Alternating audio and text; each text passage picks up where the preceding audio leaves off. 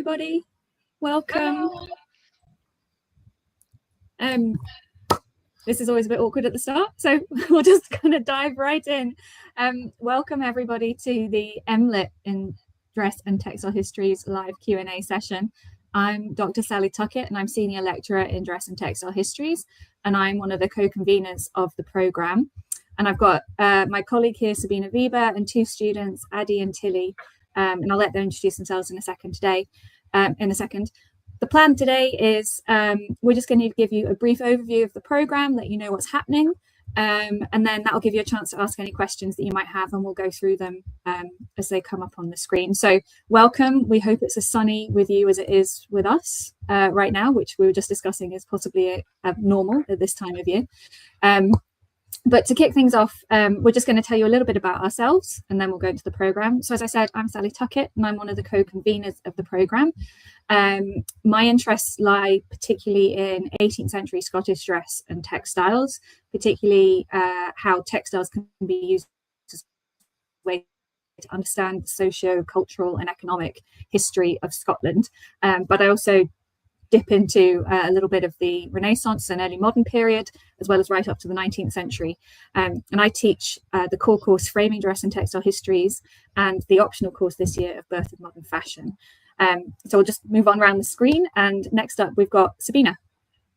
Hello, everyone. So my name is Sabine Wieber, and I am a trained design historian and now working predominantly on dress and textile histories.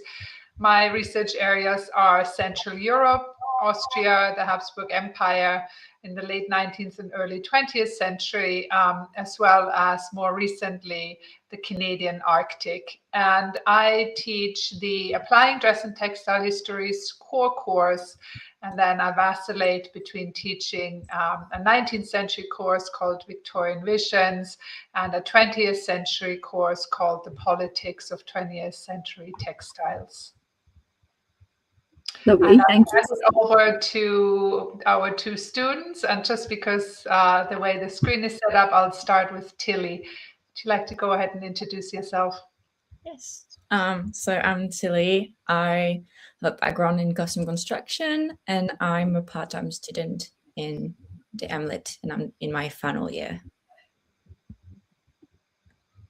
I'm Addy, also background construction, just a humble scholar, and I am a full-time student. Thanks, guys. We're going to come back and ask you to tell us a bit more about what you're working on at the moment, because it's all very exciting, I'm sure. And I feel like I should also say to everybody that's watching that we did not give them these names for themselves. Tilly and Addy chose to be archive goblin and student and keeper of the thimbles and secrets. We don't assign nicknames like that when you come here as a student. That's all their own doing. So just to give you a bit of background and into the program itself, obviously you hopefully have all seen the website, which gives a lot of the information, but sometimes it's helpful just to get a bit of a sense of how things work at a postgraduate level and in this master's program in particular.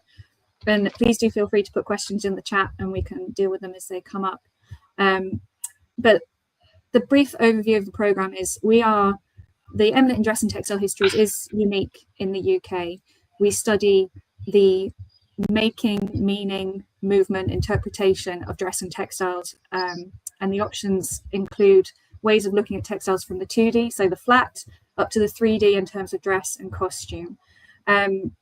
We are also closely aligned with the Kelvin Centre for Cultural Heritage and Conservation Research, and I think I've got that in the wrong order, Conservation and Cultural Heritage Research, which is home to the MPhil in Textile Conservation. And so a lot of our students take programs run by Textile Conservation, and they go along quite nicely alongside one another. The purpose of the program is a taught masters, so you will spend 2 semesters, if you're a full-time student, taking 6 courses, 3 courses each semester. The idea behind each course is to give you a sense of how dress and textile histories can be studied. We talk about methodology, we talk about approaches, we talk about different source types, but also giving you a grounding in a particular chronological field or a particular approach and method. So as part of that, you have to take 3 core courses, and these are spread over semester 1 and 2. And in semester 1, the core courses are research methods and skills. And this is a course which is run across history of art. So this is the one course where you really are going to engage with students from all different programs. You're not just with dress and textile history students.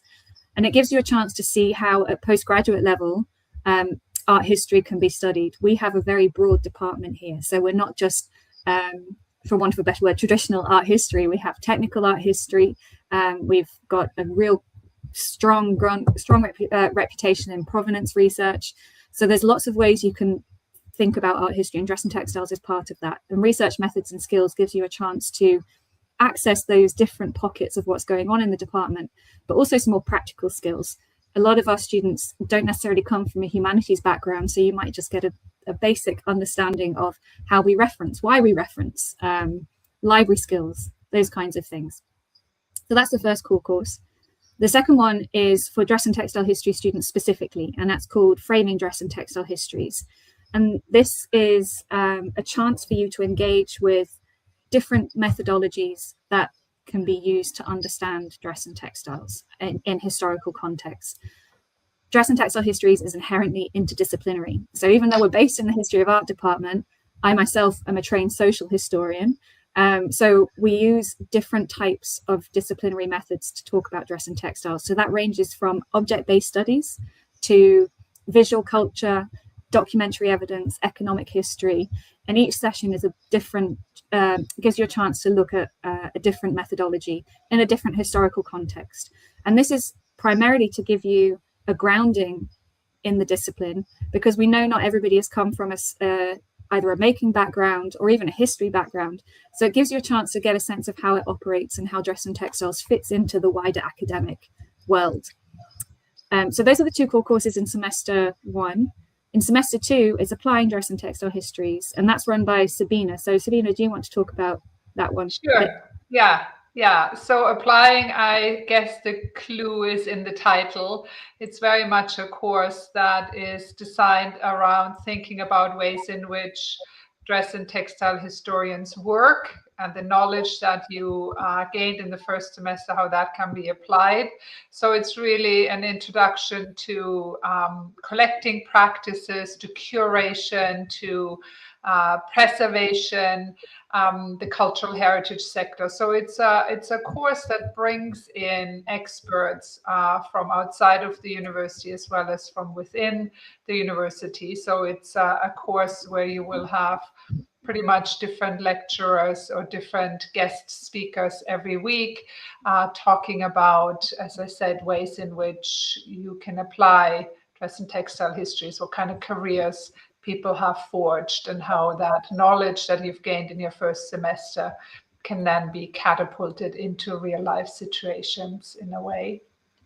It has also a really interesting and sort of somewhat different assessment in that you'll be probably asked to write an exhibition proposal. So again, it's more of a practical thinking that we are trying to engender in you. I think that's all there is. Is there, Sally? Yeah, I think that covers applying, doesn't it? Yeah. And so those are the three core courses. You then have to choose 3 further optional courses to make up the credits to get onto the dissertation stage. And we rotate these each year because we like to keep it fresh. We like to incorporate our own research into the courses. Sometimes they need a bit of a rest, so we can go and think about them and come back. And so this year we are running Birth of Modern Fashion, ? Dress and Textiles, circa 1680 to 1815. So that's an 18th century course that's looking at why we might consider the 18th century the start of modern fashion today. So many things that we see in fashion, like the quick fashion cycles, discussions about sustainability, reuse, you can see a lot of those starting in the 18th century. So I'll be running that course in semester 2. And then Sabine is running a brand new course I'll be running that in semester 1. And then semester 2, Sabine is running a brand new course. Do you want to talk about yours, Sabine? Yeah, so this is a course that I wanted to teach for a really long time. It's called The Politics of 20th Century Textiles. And it's really a course that centers on thinking about the power of textiles in the widest sense of the word to challenge transgressive normative behaviors, political structures.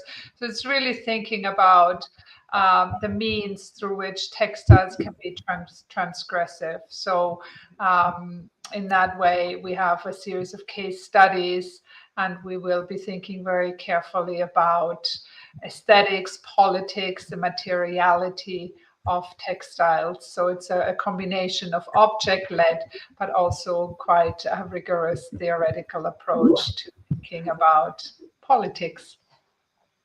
It's good. Great. Very excited to see what happens with this one. And I think for all of our courses, most of them at least, they typically involve some form of study trip, because we like to make use of all the great resources that we've got right on our doorstep. So we've got the Museum of Glasgow Museums right by us, Kelvingrove Museum, but we're also by British travel standards very close to Edinburgh. It's less than an hour on the train to Edinburgh, and that's home to the National Museum of Scotland, the National Portrait Gallery, the National Galleries. So we've got lots of great resources really close to hand, and a lot of our courses do utilize those as part of the teaching. So Sabine mentioned object-based studies, but we also use archives, all sorts of collections that are nearby that we hope to be able to bring into the teaching side of things as well as getting you guys out and about to see stuff. So V&A Dundee is a really good one because they have some great exhibitions running, and we go and see that and what's going on there. In terms of other optional courses that are available, as I mentioned before, our program is part of the Kelvin Centre, and so as part of that, our students can sign up to some of the courses that are offered by Textile Conservation. So that might mean courses called Understanding Textiles or Material Cultures, and as well as the wider courses offered amongst History of Art, and in some cases in the wider college as well. This is all subject to basic practicalities as much as anything. Can it fit with the timetable, and is it suitable for the students? But we're open to discussing people if they want to pick an option that's outside as well. We also always have an incredibly popular but highly competitive work placement option. And this is something that we're really proud of, but it is also something that is not, unfortunately, available to all students. We ask students to apply for these placements because the cultural heritage sector is under a lot of strain at the moment, and sometimes there's just not capacity to take on lots of student workers. But we do have really good relationships with our own university archives, Glasgow Museums, National Museums of Scotland, and we've also had students working with the National Trust for Scotland this year too. So there are some really good options. It changes every year, and it depends on what's available and what institutions can offer. But we will make sure that what placements are available will be advertised at the beginning of the semester, and then hopefully all put in place by the end of semester one. And both Tilly and Addy have done placements this year, so maybe they can talk about what they've got up to later on. Or perhaps even now. Yeah, that would be a good idea. Do you want to tell us about what you've been doing in your work placements this year? Either of you. Go for it. I can go first. So I have been working with the United Turkey Red Archives with the University of Glasgow. So for those of you that don't know what Turkey Red is, you will. Basically, lots of a very large industrial sector in Scotland that produced these very interesting, bright colored patterned textiles. And so what I've been doing is taking part of the archival sample books that belonged to the United Turkey Red Company in the 1800s, and I've been researching them and digitizing them for use by scholars everywhere. Thanks, Addy. Tilly? Yes, so I also worked with the Glasgow University Library Archive and Special Collections, but for me it was creating a report on the blazer, which was a garment worn by Stanton University from the 1920s to 1970s-ish.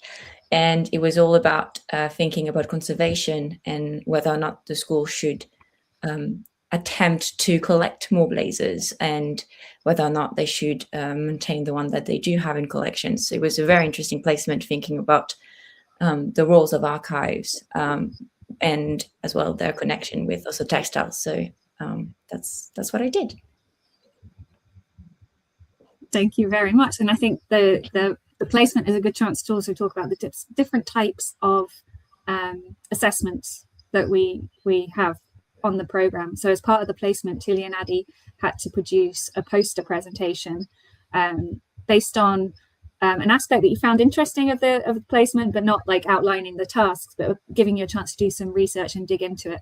And we had those presentations last week, and there were some beautiful pictures and beautiful images that came out of that. And that's one part of the assessment, but then the rest is a reflective portfolio. So across the program, you will encounter different types of writing. We're trying to encourage different types of writing for different types of audiences and developing your own skills in those areas. So while we do have traditional essays, we also have, as Sabine mentioned, targeted things like the exhibition proposal, the reflective portfolio for the work placement. In framing, the main assessment is based on an object analysis, which is structured around a very specific material culture framework. And I see Tilly smiling at that one, whether ironically, I'm not sure. So we try and encourage writing in different styles, in different ways. The idea being that it's not just about doing dress and textile history for the love of dress and textile history, but also to develop transferable skills, employability, writing for different audiences, speaking to different audiences, and it all builds in and helps develop that skill. Once you've done your 6 courses, you'll then move on to the dissertation stage, and Addy and Tilly are just edging into this now. So work placements are finished, all other coursework is just about finished, and it's now heading into the dissertation proper. And the dissertation is the chance for you to do guided independent research. And by that we mean it's your theme, your topic, but you get allocated a supervisor who helps support you through the process. We'll meet with you regularly throughout the summer so that you can report on your progress, see how you're getting on, just troubleshoot any questions. And the range of dissertations, I think, is always a testament to how much scope dress and textile histories has. So this year, for example, we have dissertations ranging from an analysis of the outfits of the Sex Pistols in the 1970s down to why the costumes of witches in the 19th century and how that shows a decline of the belief in magic and superstition. So there's a whole range of things, and perhaps Tilly and Addy might want to talk about what they're doing. Or is it too soon, too early? Would you like to mention your topics? Yeah, so my topic is about the economy of wool from 1689 to 707, which is the union between Scotland and England.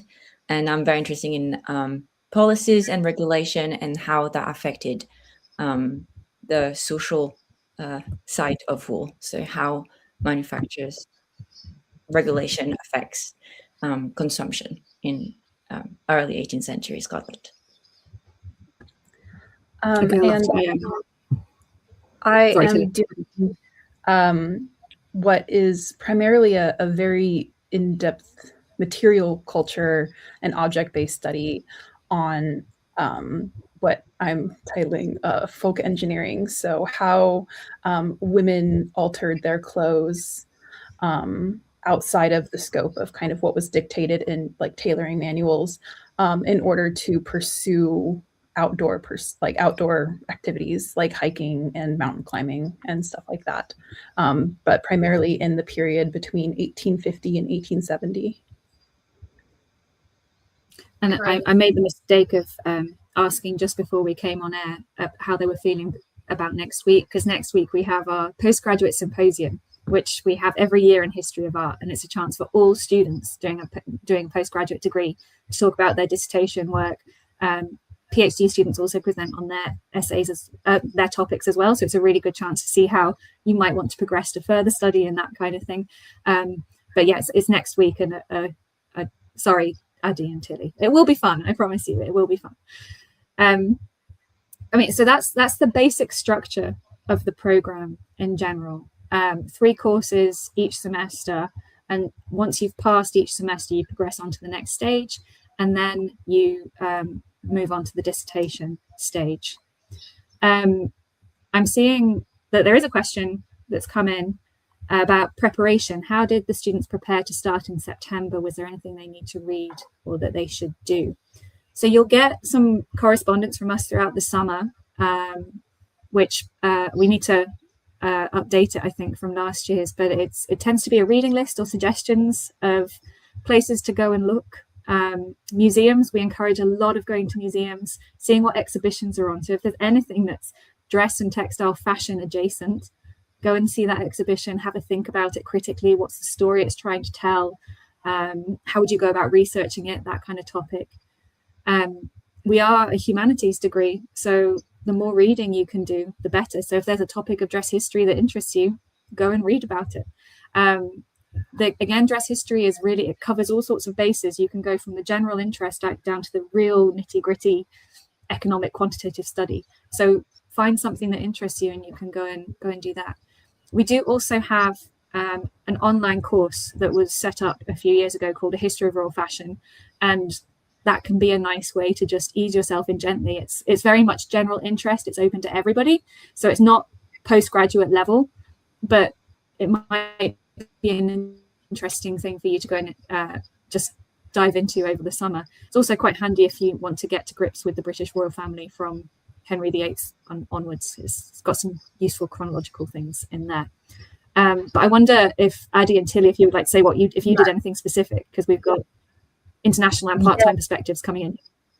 I would say, as a full-time student coming in internationally, some of the practical things that were very helpful for me were coming into the program, give yourself plenty of time to, outside of just the program itself, get to know the university really well. There is a million different offices that are all designed to help you. And I think my best advice would be to, if you are confused about something, it is somebody's job to help you. So figure out who that person is and then ask them, and they will be super helpful. As soon as you can get boots on the ground in Glasgow, make your way around campus, find all of the, student services offices, and start getting into the systems that are designed to kind of structure your life. It is so helpful if you can get in with, for instance, I got registered with disability services, right? So it helps you set that up, which gives you the tools to work with the rest of the year. And I think if you are an international student, it can be very helpful to be here early enough that you can start to get your bearings and, find a physician and find a dentist and all of those kind of things that you are not going to want to have to think about once you start with your major work for the semester, because you just won't have time. Yeah, I think we asked our class what advice we'd give to people, and the advice that came back is that as soon as the course start working. Don't the second you start, you have to really get on top of your schedule. So anything you can do before the class starts, whether it is if there's plan for you to visit museums that you really want to see, don't wait for the term to start. Do it all before. Settle in your home if you're moving to Glasgow. Try to do everything you can before the course starts. So when you start, you can just focus on it, and that makes it a bit more enjoyable, I think. Yeah, which is like actually really, sorry. No, sorry, Sabine, you go. That's a nice segue into one of the questions that's just been asked. Could you expand on the schedule of the program, talk a bit more about the academic calendar?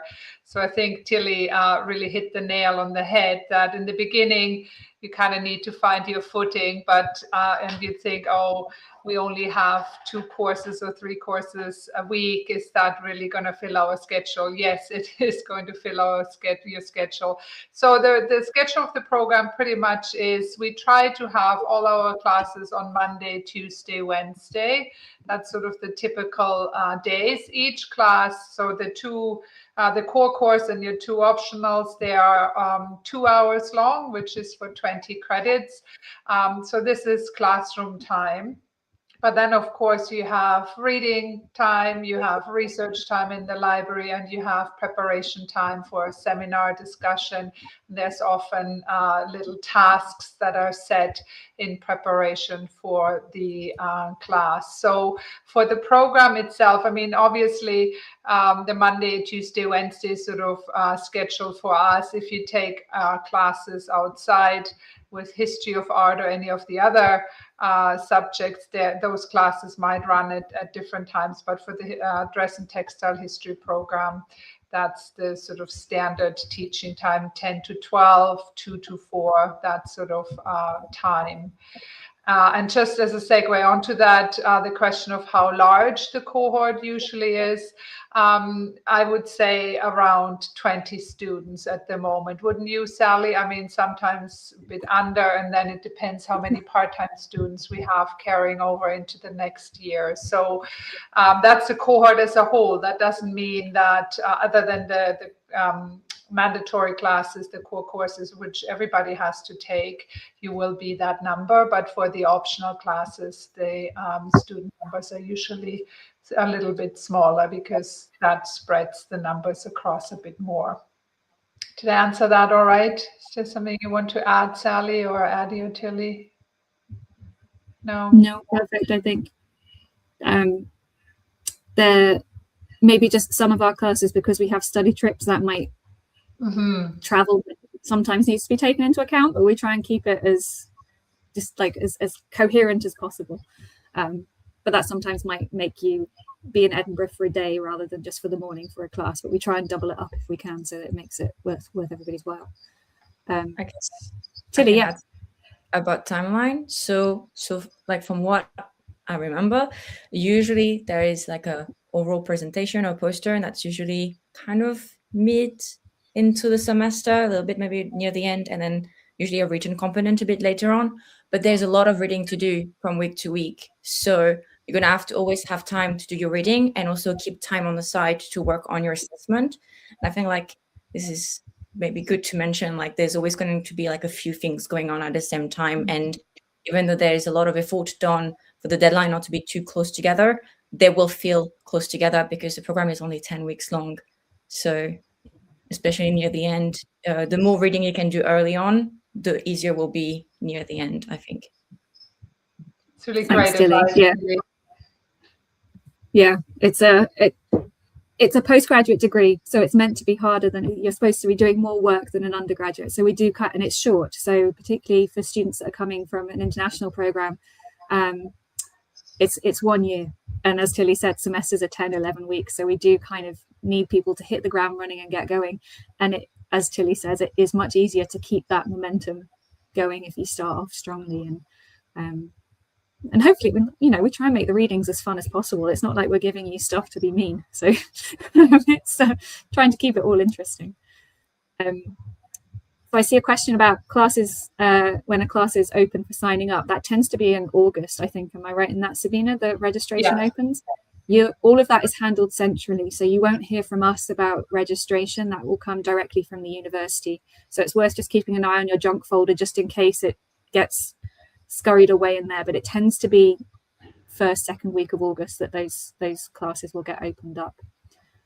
You don't need to really stress about worrying whether or not you get a place on a class. That's for dress and textile histories, because some courses are open to other students, but if you are part of the program, then you will have priority. So it's lovely that you're thinking about when will I be able to sign up, but if in the back of your mind you're thinking, oh, I hope I'll get the courses that I want, you will pretty much, be able to get the courses that you want, because you will have priority for our courses as a student of the program. I think Tilly and Addie, you've always, other than the placement course, which is competitive, but all the other courses, I think Tilly and Addie, you can attest to the fact that you haven't really had any issues getting those. Did you? I think the one in semester 1 was the understanding textiles class. There was just a couple of extra spaces in that one, so we got kind of divided there. So there were some people that were like, oh, I wanted to get that one, but that one was prioritized for the conservation students. but I ended up taking Victorian Visions instead. So it was worth it. Sorry, that's of course I teach, so this is music to my ears. I've never Are noticed there any curatorial opportunities / courses? Now, this is a history-focused program. It's I think that's really important to stress. It's not fashion theory. I mean, this all filters in, but it is, as Sally said, a humanities course. So we are very much history-focused, or historical meanings of dress and textile. I would say that in applying, so we don't have a course where you will actually curate an exhibition. But as I said earlier, applying is very much sort of practical focused. We have a lot of curators who come in and talk either about specific exhibitions that they've curated. I usually try to have, if there's a big show at the V&A, I always try to have the curator of that show speak to the students. And then there's also, of course, guest lecturers coming in who are responsible for particular collections, who will talk about curation in that sense. And as I mentioned, you will be asked to write a exhibition proposal for that course. So this is one of those transferable skills. So even though you're not actually physically curating an exhibition, you are thinking through what it would mean to put together a narrative for an exhibition through physical objects, through this exhibition proposal. And you're also in that course, another assessment is a presentation that asks you to assess and critique and think about a specific exhibition in terms of various criteria or questions that I pose. It's usually around accessibility issues. So applying dress and textile histories probably comes the closest to an academic sort of paper exercise of a curatorial opportunity. But sadly, we don't have the ability to actually involve students in curating exhibitions. So that's a good question. Thank you for posing. Well, so sometimes some of the work placements can offer you an insight into it. As Sabine says, you're not leading on an exhibition or anything like that, but some of the work placement opportunities can give you curatorial experience in particular areas, like as with Adi and Tilly and what they've talked about today. In the past, we've had students that have helped do preliminary research for an exhibition proposal for another curator, for example. So there's ways that it does, as Sabine says, that it does filter in. And also for the framing course at the beginning of the year, your object analysis is based with the Glasgow Museum's object. So you get 2 hours on your own with that object, which gives you an insight into how a curator might approach an object. How they might study it. So there's a way it feeds into a lot of the assessments, but like Sabine says, it's not a direct, this is the curatorial course that you can engage on, because we're trying to show you that dress and textile histories features in all different ways of work, and curatorial is one of them. I think that's maybe the best way to put it. Mm-hmm. Mm-hmm. There's a question, how heavy is undergrad major taken into consideration when applying? For example, I'm attaining a bachelor's in animal science, but a minor in history. Ooh, animal science, nice. So ideally, we think anybody that's got humanities experience is going to, it's the more humanities experience you have, the better. This is heavily essay-based in terms of writing. You've got to do a lot of writing, a lot of reading. As I mentioned, we do try and mix up the form of writing, so it's not always necessarily a traditional essay, but it's still heavily essay-based in that you've got to produce a 4,000-word assignment at the end of most of your courses. Plus the dissertation is 15,000 words, and that's set by the History of Art department. So there's no wiggle room in that one. So the more experience you have of that, the better. That being said, we have attracted in the past students coming with all sorts of different academic backgrounds. And if you adopt Tilly's method of hitting the ground running, going as far as you can, and doing as much preparation as you can, there's no reason why a science degree could not translate over. That's where your application might become, you might need to think carefully about how you put that in your application, for example, to show that you still have the skills. Even with a science background, you've still got a humanities interest or a basic knowledge, and you know how to develop it and go further. So I think basically the rule is it's not ruled out, but for your own benefit, the more experience you have of essay writing, reading, creating an argument, building an argument, following academic practice in the humanities, the easier you will find it. Do you think is that fair, Sabine?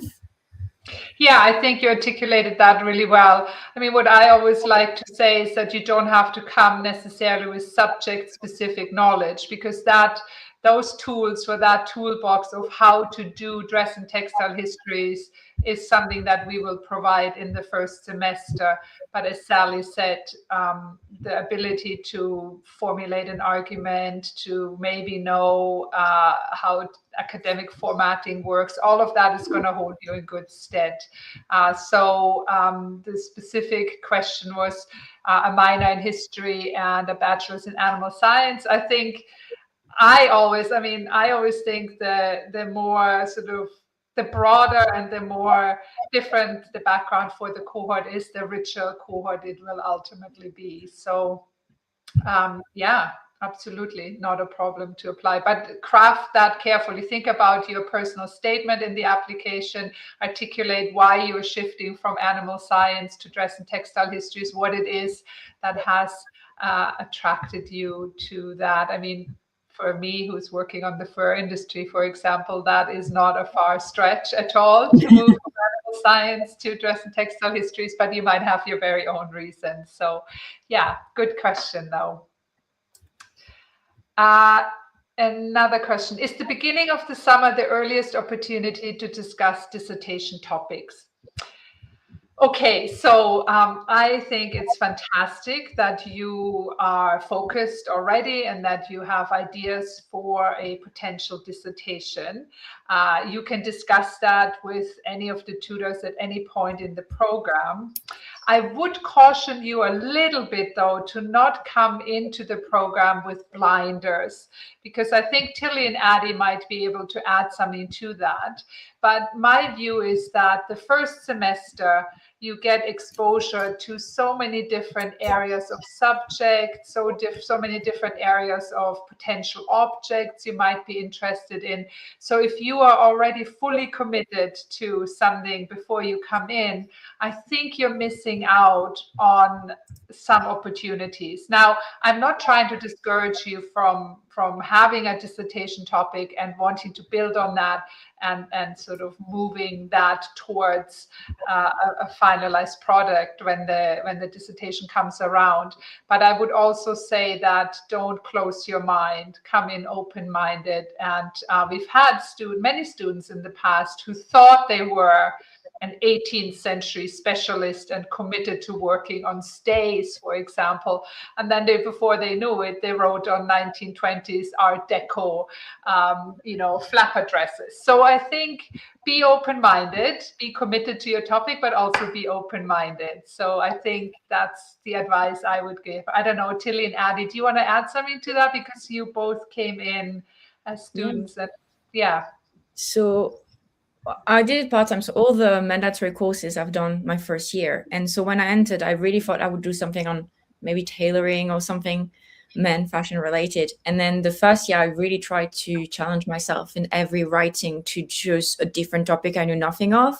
And I ended up finishing my first year really not knowing what I wanted to do anymore because everything was so interesting. And so when I came back on my second year, I started choosing courses based more on what I thought maybe would be my dissertation, but always giving myself a little bit of leeway as well to change my mind until this term, which is the term when we have to do, the second time is when we have to kind of decide on a topic and do a proposal. And even during the proposal, a lot of people change their minds sometimes. Like it's such a broad course that with a lot to offer. And yeah, I would also suggest not to lock yourself in too soon. But if you're interested, always read about it because it's never going to be wasted. You might use it for something else. I definitely second that. Going into this, I definitely was one of those people that I thought I knew exactly what I was going to focus on forever. And within the first couple of months, I was interested in things that I never thought I would ever be interested in. I came at this from a very much like a maker's background as an art historian, and kind of those two things were next to each other, but not sort of as one. But the way that I then became interested in things like tapestries and like textile business archives was very unexpected. So you never know. You never know what's going to catch your interest. So I definitely second, read very widely, experiment, have a little fun, research something you maybe wouldn't have researched before. And you might be surprised what will catch your interest. Yeah. I think it might also be worth thank you both of you for stressing how much work and reading is required, because it's always good to come prepared for that. I like that, thank you. But maybe just the practicalities of it as well in terms of the timeline of dissertation. So you guys are just about to go off and start doing the research, you're doing your independent research right now, but actually, as Tilly mentioned, the proposals. So we have a system in place where typically around January time, sometimes it's before Christmas, sometimes it's just after, students will submit an initial dissertation proposal, and that's a chance for you to put down really brief ideas, give a broad sense of where you might want to go with it, and it gives us a chance to think about, okay, how can we help the student, where can we go with this, what can we offer, how can we help mold this into a 15,000 word project.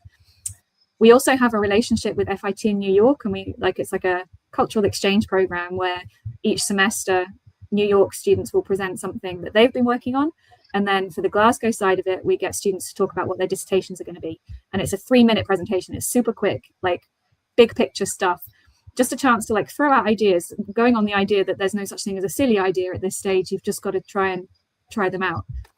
Those processes then feed into the formal dissertation proposal, which comes at the end of semester 2, and after that, that's when you will be allocated your supervisor, and at that point you start moving into the actual research proper. So it's you have to have passed all your courses to be able to progress to dissertation. We do start talking about it sooner, because we know that people might want to get these ideas out in the open. They might want to get this idea out and then be like, oh, actually no, that's not what I want to do after all, and change their mind. And so it's a work in progress for the dissertation proposal side of things. But I would say Sally and I are both really approachable. So if you come to us in September and October and say, I really would love to work on this particular topic for my dissertation, of course, our doors are wide open and we can discuss that with you. So I think we're flexible. Whatever works for you works for us. Yeah. It's just in terms of like formal supervision won't start until that proposal stated. Yeah. And it's always interesting to see how much the ideas change from that initial discussion to the formal proposal, like whether it's like Tilly and it completely flips on its head, or if it's progressed on. It's always interesting to see that. There's another question. Is it typical for a student to go straight from MLitt into a PhD at University of Glasgow, particularly continue a line of inquiry that was begun in the MLitt programme? We've had a few of those. Quite a few students also go elsewhere if they want to do a PhD. It's certainly possible. I'm trying to think. We've had students do. Again, it's been a range of topics. So it's gone from 1980s, 1970s Scottish business fashion to medieval pilgrimages and Scottish wear in the Middle Ages. So there's definitely topics that have done that, and students that have done that. And again, we can advise. We often get students coming at the beginning saying that they want to do a PhD. Within the UK system, there is a careful balance to be struck between making sure you complete the master's to be able to get onto the PhD. That is something that, but we always talk, we're happy to talk about this, just like the dissertation, happy to talk about this as a process, because it can be different in different countries. And the UK, as with a lot of places right now, higher education is facing a lot of difficulties in terms of funding, and that's something that students are also very interested in. and there's information on the university website about funding opportunities for PGT and for PhD level. So it's worth thinking about those kinds of practicalities as well as the general interest in the idea. But as with the dissertation, we're happy to talk about it. So please do just come and ask. Can you go for the other one about how do you approach study based on historical reconstruction for someone who has an interest in that? Because you're more garment, I'm more textile. Well, we're drawing a dividing line now, are we? Okay. Certainly. So historical reconstruction, and Tilly and Addy both have a background in making, so they maybe can they speak about how they bring this into their work here. Yeah, that'd be great. As far as courses and classes go, we talk about it, but we don't do it, if that makes sense. So we're happy for students to bring, and like thrilled for students to bring their experience and their knowledge to looking at objects and original garments and that kind of thing. And the historical reconstruction as a method is something that we talk about in framing because it's one of the most recent terms in dress and textile history. We're only a year program and we're not makers ourselves, we're historians. So, well, Sabine is a maker, she's a knitter and she does all sorts of wonderful things, but we're trained as historians and that's what this program is. So it's not, it's a time and practical matter as much as anything else. We have had students in the past who've incorporated making into their dissertation project, which has been wonderful to see and has worked really well, but it always comes with the caveat of time, because what can sometimes happen is that the student gets so consumed with the making of something that they forget that they don't leave enough time to do a 15,000 word dissertation. So it's making sure that balance is there. Because we can't mark what has been made, we have to mark the dissertation. So it's getting that balance along the way. But I don't know, Tilly, Addy, if you want to talk about how you bring your own experience into it beyond those practicalities. Yeah. I mean, for me, I find making helps a lot, especially in object-based like assignment, whether it is for framing or I did understanding textile. I found that my background really helped me a lot with understanding things and just pushing even further, because now that you have the practical understanding, you're going to get, I guess, more like you're going to be able to keep researching and things like this. But also I think when you make, you research. So if you're a maker, even if you don't necessarily have a background in research, you do because to make you need to research. And I think that for me, I've found that what I've very, very much enjoyed in this course is just that maybe I make less because I have less time to make, but I feel like that satisfaction you have when you do research filmmaking is still there with each assignment. But since starting this degree, I have to say I have not made much on my personal time because I just don't have the time really. It'll get there. Yeah, I would say pretty much the same. Coming from a making background, it really does help in a lot of ways to understand garments and how to read them. And I think you have an advantage of understanding the language of garments, and you can look at something and tell immediately, oh, this piece is, sewn with a machine versus hand sewing. You can identify parts of it. You can identify maybe what alterations were done to it. And that all contributes to the sort of biography of the object. And I think it can, in some ways, be incorporated into your sort of other research. For example, the object analysis, it was very helpful to be able to understand exactly what a material was without, obviously we don't have the ability to do any kind of testing on something, but coming from a maker's background, you're more likely to be able to touch something and be like, oh, this is silk grosgrain, and this is this lining, and this is what this is. And you can see how things are made. So I do think it is quite helpful. I am a personal believer that everybody should have some kind of textile sewing experience, even if it's just looking up how to sew a button onto something, because I do think it really gives you a different perspective on how objects are made, which is something that is sort of central to the heart of this program is appreciating all of the human labor that has gone into this industry for thousands and thousands of years. In terms of projects, I have carved out a lot of time to work on projects. I think being in Glasgow and being in just it's such a beautiful city and such beautiful landscape. There is a lot of inspiration, and so there is that desire to like make something that I can then go put on and take pictures and whatever on campus in the big castle or that kind of thing. Oh shoot, what else was I going to say? I don't remember off the top of my head. Surely it wasn't important then. We're looking over your shoulder at your sketches as well, and some of the things.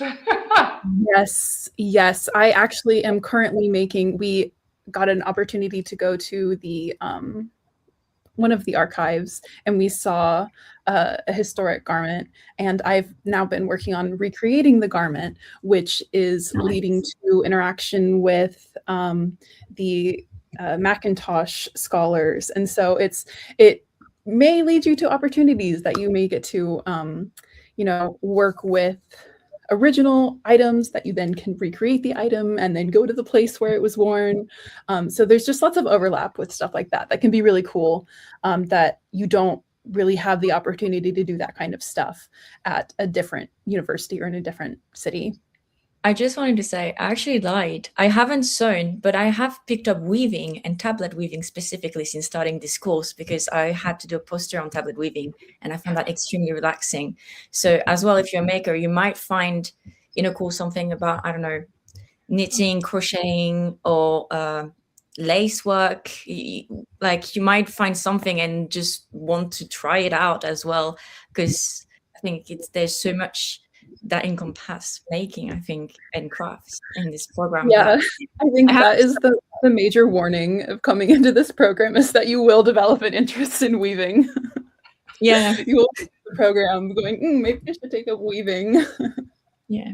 Because that is what's wrong with that? Nothing. It's just a very expensive hobby.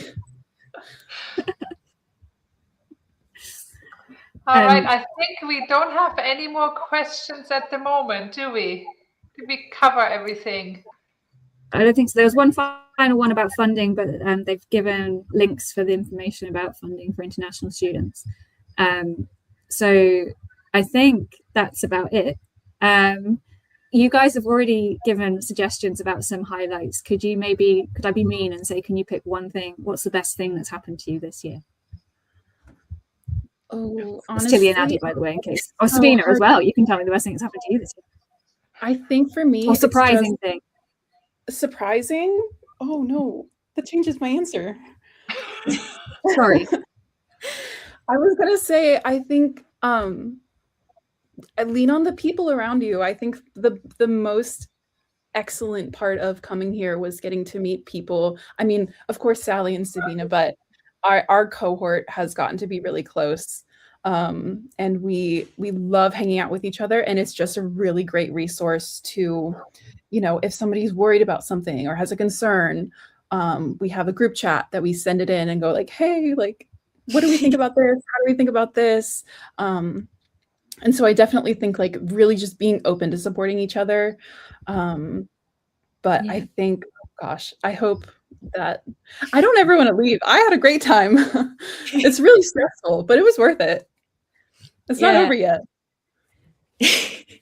Yeah, I mean, I think like this course is as challenging as it's rewarding. I think the great thing with UK University is that you have quite a lot of freedom of choice, whether it's the topic you'd end up talking about or how you go about to do it. Like, it really pushes you to just like find whatever you want to do, but also how you want to do it. And I mean, again, I came in thinking I would talk about tailoring, and I ended up falling in love with business archives and trading routes, and that was very surprising, but I'm having a blast. It's so fun to see the movement of textile across places. And yeah, it's a program that challenges you in so many ways, but I think like when things start clicking, it's just so rewarding.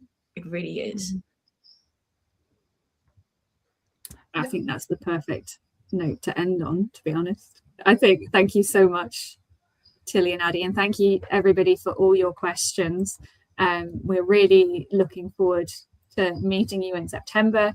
Please look at the website if you have questions about the practicalities of applications and things like that. Sabina's and mine email addresses are also on there if you have any specific questions that we can help you with. But otherwise, thank you for coming along this afternoon, and we hope to see you soon. Goodbye. Bye.